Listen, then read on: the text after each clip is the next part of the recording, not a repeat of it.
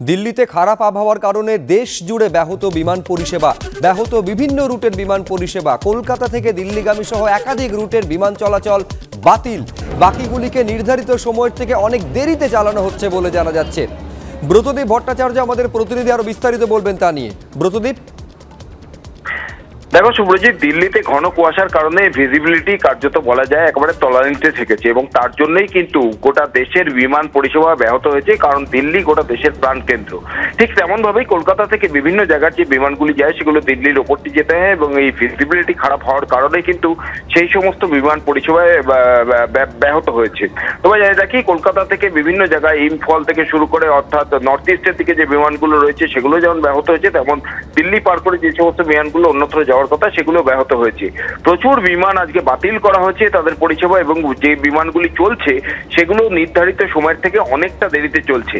এর মূলত কারণ তোমার একটু জানিয়ে রাখি শুভ্রজিৎ, কলকাতা, দিল্লি, মুম্বাই, চেন্নাইয়ের মতন যে বড় এয়ারপোর্টগুলি রয়েছে এগুলোতে অ্যান্টি ফগ সিস্টেম কিন্তু রয়েছে, অ্যান্টি ফগ ল্যান্ডিং সিস্টেম রয়েছে। কিন্তু তা থাকা সত্ত্বেও কেন এই ধরনের ব্যাঘাত ঘটছে সেই বিষয়ে আমরা যখন বিমানবন্দরের থেকে জানতে চাই, সে বিষয়ে জানা যায় যে একাধিক এয়ারলাইন্স রয়েছে যারা এই ক্যাট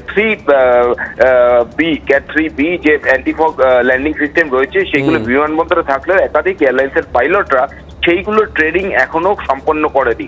তার ফলে যা হচ্ছে, এই ফগ থাকলে পরে অর্থাৎ যে কুয়াশা, ঘন কুয়াশা রয়েছে, এই সময় ল্যান্ডের সময় যে প্রশিক্ষণ দরকার সেই প্রশিক্ষণ তাদের নেই, সেই কারণে তারা ল্যান্ড করতে পারছে না এবং যার ফল কিন্তু এই ব্যাঘাতে ঘটছে। স্বাভাবিকভাবেই বুঝতে পারছো দিল্লির পরিস্থিতি যতক্ষণ না ঠিক হচ্ছে ততক্ষণ পর্যন্ত এই ব্যাঘাত কিন্তু চলবেই। বিভিন্ন জায়গার যে বিভিন্ন বিমানগুলি রয়েছে নির্ধারিত সময় থেকে দেরিতে চলবে। অনেক ধন্যবাদ ব্রতদীপ। ঠান্ডায় কাঁপছে রাজ্য, পারদ পতনে শৈলশহর দার্জিলিংয়ের সঙ্গে টেক্কা দিচ্ছে জঙ্গলমহলের জেলা পুরুলিয়া। দুই জেলারই আজকের তাপমাত্রা 6.5 ডিগ্রি সেলসিয়াস। আগামী 2-1 দিন তাপমাত্রা একই রকম থাকবে। মঙ্গলবার থেকে আবহাওয়ার পরিবর্তনের সম্ভাবনা পূর্বাভাসে জানিয়েছে আলিপুর আবহাওয়া দফতর।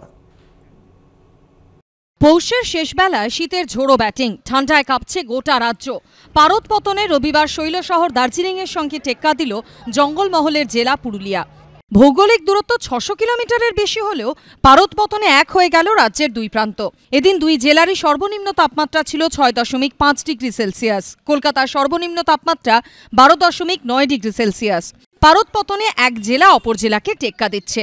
বাঁকুড়ার তাপমাত্রা 8.9, বহরমপুরে 9.6 ডিগ্রি সেলসিয়াস, কৃষ্ণনগরের তাপমাত্রা 9.4 ডিগ্রি সেলসিয়াস, বর্ধমানে 9 ডিগ্রি, পানাগড়ের তাপমাত্রা 8.1, শ্রীনিকেতনে ছিল 7.4 ডিগ্রি সেলসিয়াস, আসানসোলে তাপমাত্রা ছিল 8.2, বাগডোগরার 7 ডিগ্রি, জলপাইগুড়ি 9.5 ডিগ্রি সেলসিয়াস, কালিম্পংয়ের তাপমাত্রা ছিল 9.3, মালদা 9.7 ডিগ্রি এবং গ্যাংটকের তাপমাত্রা ছিল 8 ডিগ্রি সেলসিয়াস। পূর্ব ও পশ্চিম বর্ধমান, পুরুলিয়া ও বীরভূমে শৈত্যপ্রবাহের সতর্কতা জারি করেছে আলিপুর আবহাওয়া দফতর। পূর্বাভাসে জানানো হয়েছে আগামী 1 থেকে 2 দিন তাপমাত্রা একই রকম থাকবে। কলকাতার সর্বনিম্ন তাপমাত্রা 13 ডিগ্রির ঘরে থাকবে। মঙ্গলবার থেকে আবহাওয়ার পরিবর্তন হবে। কলকাতা সহ দক্ষিণবঙ্গে বুধ ও বৃহস্পতিবার বৃষ্টির সম্ভাবনা রয়েছে। বৃহস্পতিবারের মধ্যে রাতের তাপমাত্রা 2 থেকে 3 ডিগ্রি বাড়তে পারে। উত্তরবঙ্গে সোমবার থেকেই বৃষ্টির সম্ভাবনা রয়েছে। সেই সঙ্গে উত্তরে কুয়াশার দাপট থাকবে।